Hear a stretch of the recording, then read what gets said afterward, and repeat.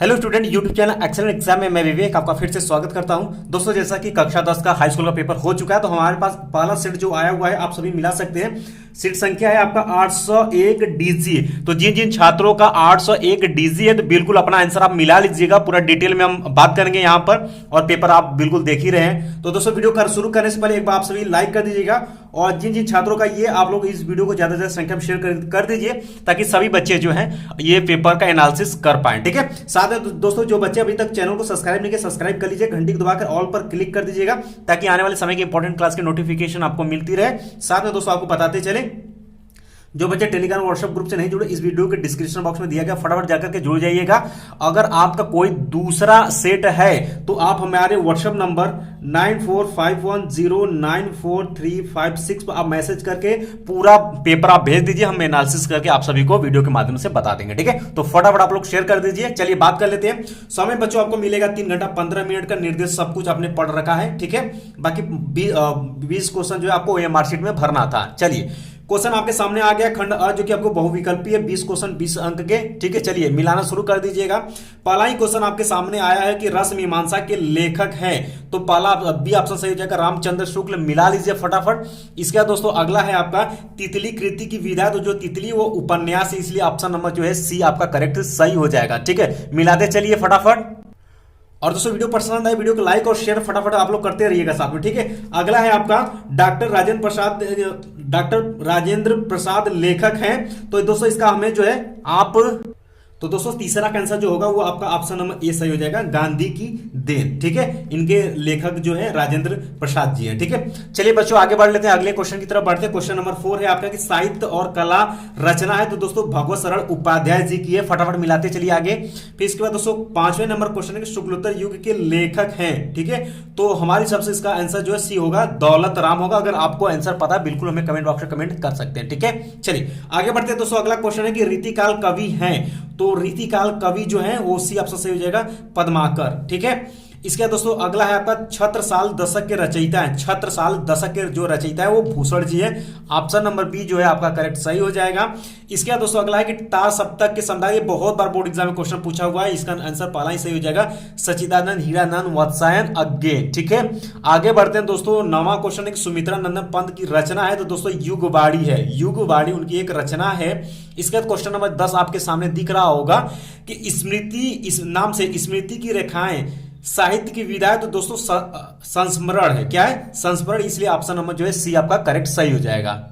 दोस्तों वीडियो पसंद आई, वीडियो को आप लोग फटाफट लाइक कर दीजिएगा, और शेयर भी आप सभी बच्चे जो है ज्यादातर संख्या अपने फ्रेंड में भी शेयर कर दीजिए, ताकि सभी बच्चे आंसर को मिला पाए। अगर आपका दूसरा सेट है तो हमारे व्हाट्सएप नंबर 9451094356 पर आप पूरा व्हाट्सएप पर जो है पूरा आप पीडीएफ भेज सकते हैं अपने पेपर का, ताकि हम उसका एनालिसिस करा पाए। ठीक है, तो जो जो मिलता जाएगा उसका हम लोग कराते आगे बढ़ेंगे।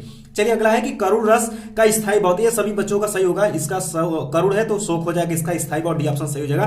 पीपर पात सरिस मंडोला के अलंकार, और ये सभी क्वेश्चन ध्यान सुनिएगा बच्चे, ये आप यूपी बोर्ड द्वारा जो जारी किया गया था मॉडल पेपर, उसमें भी ये क्वेश्चन आया था। ठीक है, तो यहाँ पर इसका सी ऑप्शन सही हो जाएगा, अलंकार में उपमा अलंकार हो जाएगा। और ये जो दोस्तों यहाँ पर दिया हुआ है, इसमें पूछा हुआ है कि कौन सा इसमें छंद है दोस्तों, तो इसमें सोरठा हो जाएगा। ठीक है, सोरठा। ठीक है, इसको मिलाएंगे तो डिटेल में बाद में बताएंगे, फिलहाल आप आंसर को टिक कर लीजिएगा। अगला अनुचर शब्द में प्रयुक्त उपसर्ग है, तो दोस्तों अनु, बी ऑप्शन आपका सही हो जाएगा। प्रत्येक के प्रकार, ये भी आपके देख सकते हैं यूपी बोर्ड द्वारा जो जारी किया गया था मॉडल पेपर, उसमें भी ये पूछा था कि प्रत्येक प्रकार, तो 2 प्रकार के होते हैं। वेद पुराण में समास है दोस्तों, तो द्वंद्व समास हो जाएगा, फटाफट मिलाते चलिएगा। और ये प्रमोद शब्द का तत्सम रूप आपसे पूछा हुआ है, तो प्रमोद का क्या हो जाएगा, हमें उम्मीद है कि प्रमोद होगा। ठीक है, अगर आपको आंसर पता है क्लियर, तो आप हमें कमेंट बॉक्स में कमेंट कर सकते हैं। ठीक है, आगे बढ़ते हैं। 217 का सही आंसर आपका सी ही सही होगा, प्रमोद होगा। ठीक है, आगे बढ़ते हैं। अब अगला क्वेश्चन है 18 नंबर के इत्यादि, इत्यादि में संधि है, ये भी बहुत ही अच्छा क्वेश्चन है, तो यड़ संधि हो जाएगा। फलेन, ध्यान सुनिए, फलेन शब्द का एक वचन एवं विभक्ति, ध्यान सुनिएगा, फलेन शब्द का वचन और विभक्ति, तो डी ऑप्शन सही हो जाएगा, एक वचन होगा, तृतीया विभक्ति हो जाएगी। इसका दोस्तों 20 नंबर क्वेश्चन अपठम धातु का वचन एवं पुरुष बताना है तो एक वचन उत्तम पुरुष यह होगा। ठीक है, अब बच्चों यहां शुरू हो जाता है आपका खंड ब शुरू हो जाता है वर्णनात्मक जो की है। तो पहला जो मित्रता है, देख सकते हैं नाम से क्लियर है, मित्रता चैप्टर से लिया गया है। इनके लेखक जो है रामचंद्र शुक्ल जी है। उम्मीद है कि आप लोगों ने ये किया होगा। इसका जो अथवा करके है ये आपके अजंता से लिया गया और ये भगवत शरण उपाध्याय जी द्वारा लिखा गया और इन सभी क्वेश्चन का आपने आंसर दिया होगा। आगे बढ़ते हैं। अगला दोस्तों आपका क्वेश्चन नंबर दूसरा आ जाता है कि ये पद्यांश है, पद्यांश पर आपको उत्तर आंसर देना है। निर्गुण कौन देश के वासी? दोस्तों ये आपके सूरदास जी द्वारा लिखा गया है। सूरसागर के पद से, पद शीर्षक से ये वाला जो है लिया गया है। ठीक है, मिला लीजिएगा, बाकी आपने क्वेश्चन का आंसर दिया होगा। और यहाँ आप देख सकते हैं ये जो अथवा करके ये जो दिया हुआ है चीटी को देखा, ये चीटी चैप्टर से लिया गया और इसके रचयिता जो है वो सुमित्रा नंदन पंत जी हैं। ठीक है, तो इसका भी आपने आंसर दे दिया होगा।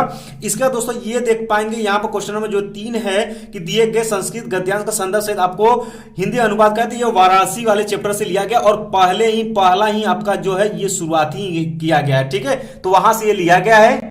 इसका अर्थ आप सभी जानते भी होंगे कि वाराणसी बहुत प्राचीन नगरी है। यह स्वच्छ जल की तरंगों से युक्त गंगा के किनारे स्थित है। इसके घाटों का घुमावदार पक्त श्वेत चांदनी में बहुत सुंदर लगता है। असंख्य यात्री भ्रमण करने के लिए दूर देशों से प्रतिदिन यहाँ आते हैं और इसके घाटों को शोभा देकर इसकी बहुत प्रशंसा करते हैं। तो ये देख सकते हैं, ये इसका हिंदी में अनुवाद हो गया। ठीक है, आगे बढ़ते हैं।